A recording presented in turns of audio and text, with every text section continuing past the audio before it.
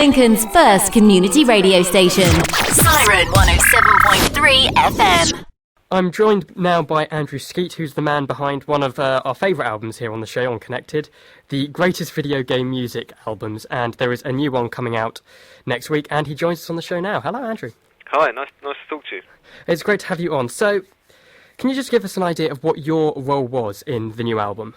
It was really choosing the tracks, or at least looking at the list of what came from the record label, and we played a bit of tennis with. They said we'd like to do some stuff from the very big games, and I said yeah, okay, but I also want to do some from less obvious ones. So we did a bit of. So I made a set list basically, and then had to do all arranging, and I had to sort of listen to the stuff and then take it. Make an orchestral score from that and plan how we're going to record it, and then go and do it with the guys in the studio really, and mix it. So I have some help. I have people who help me with choosing the tunes. I have a couple of young composers who play video games all the time, and so they know all the stuff, and they come in and point me in the right direction. And obviously I have a guy who records it, and lots of other people. But essentially I have to see it right through from choosing the track to final recording and mixing. So massive job on it. Was there anything you sort of set out to achieve with the second album? What was the goal of it?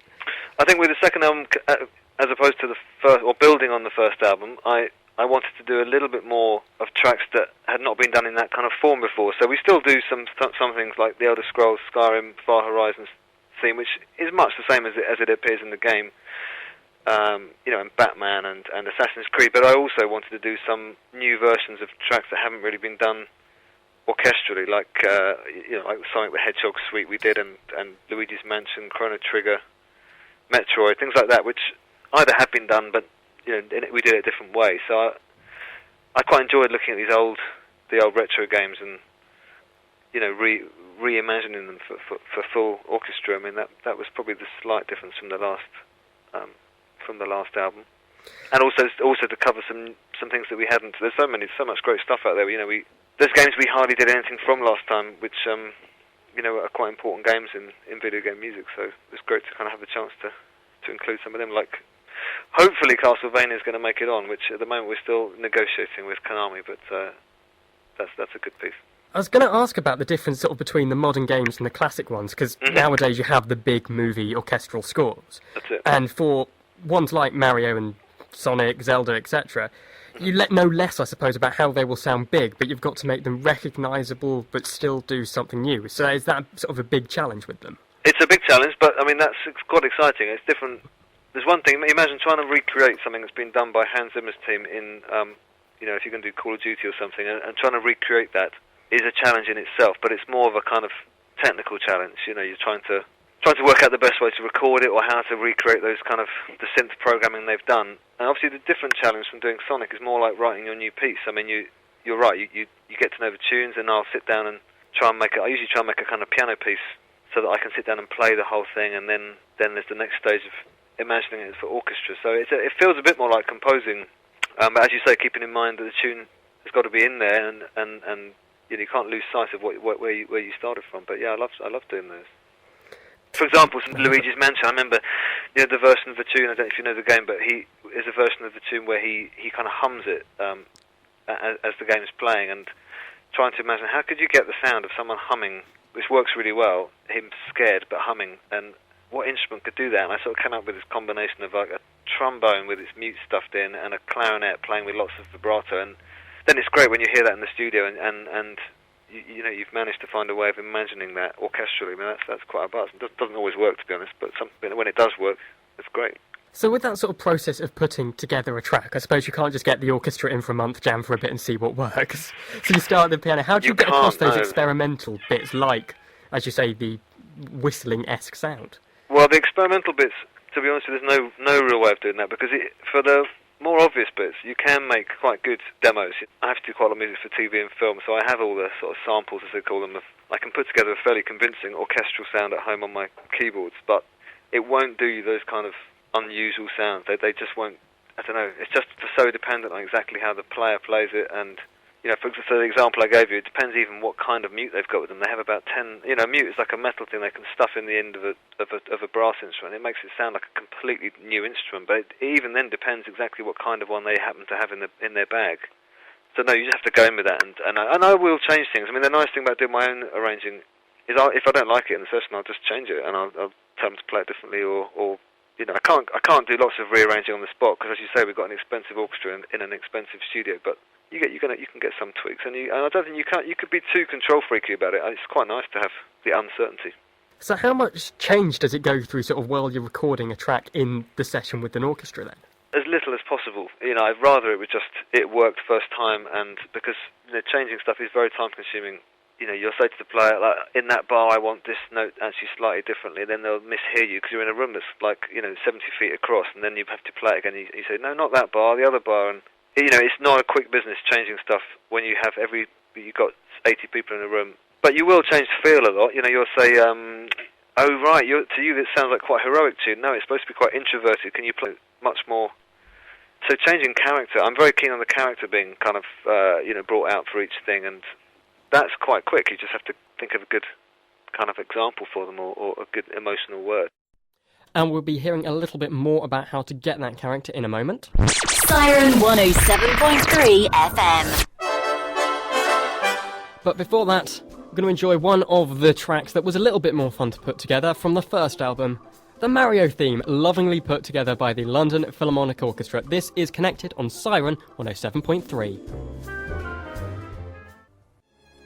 The Mario theme performed by the London Philharmonic Orchestra from the first album of Greatest Video Game Music.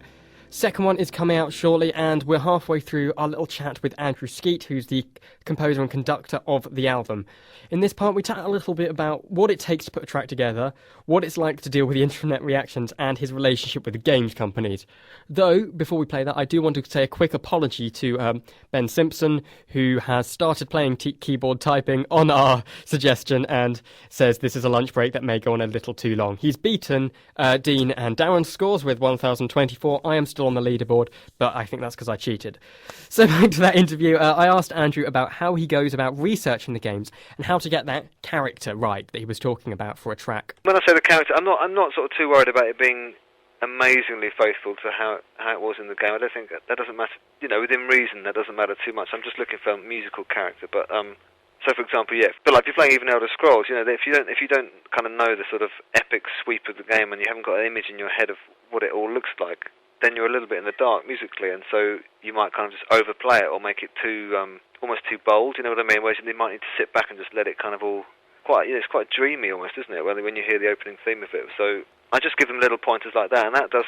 If I have time, I'll play the game as much as I can. Or you can watch the in-game stuff on YouTube as well, of course, and I'll do plenty of that if I don't know the game and I haven't got time to go and sit with it. They never give me much time. I mean, they asked me to do this album. I think the request to do it came in at the end of April, and of course it had to be delivered for now. So I do have to rely on other people to at least point me in the right direction, which is great.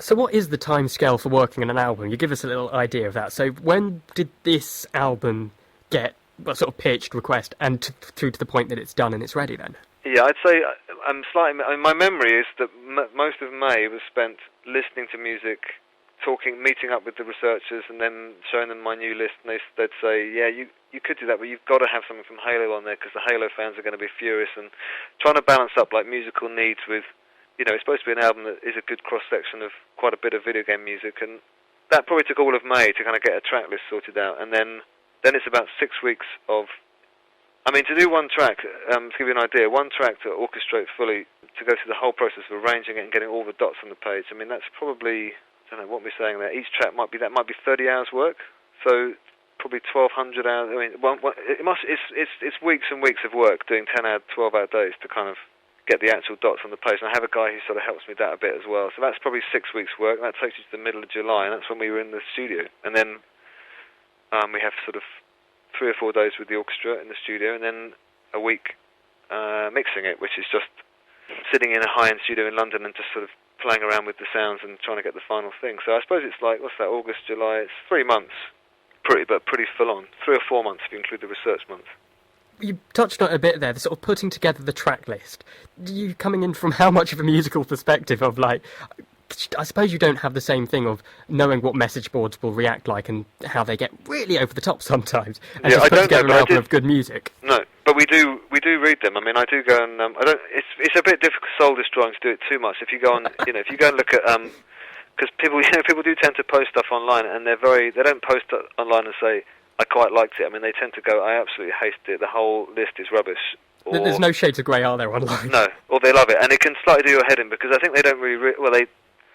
It's fine. I think that's part of modern life. But I mean, obviously, you do agonise over it for a long time, and if someone just dismisses it, it was particularly rude.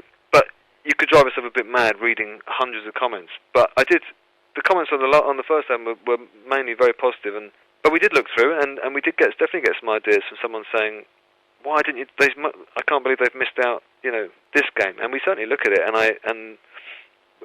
it'd be on my list to talk through with the guys and say, look, this is coming up quite a lot. Do you think? I don't know the game, and they'll be like, oh, well, actually, the second version of that was great, and we will have those kind of chats and we are trying to make something that people out there are interested in, obviously, and not averse to ideas. But on the other hand, it is my thing. I mean, in the end, if I like the track, it goes on. If I don't like it, it won't. So that's always going to be a slightly personal thing, and which I guess some people won't. And what's the relationship with the games companies that you're doing their tracks on? Was there sort of any change from the success of the first album that made it a bit easier to license stuff for the second? Well, it was easier in that we had more contacts. I mean, I think because the orchestra, the record label, and even I've worked in lots of projects which involve orchestras in non-traditional work, like working with bands and film, which is why I was asked to come and do it. I hadn't really got much of a connection with the video game world, so we've had to kind of go from a standing start, and we had more contacts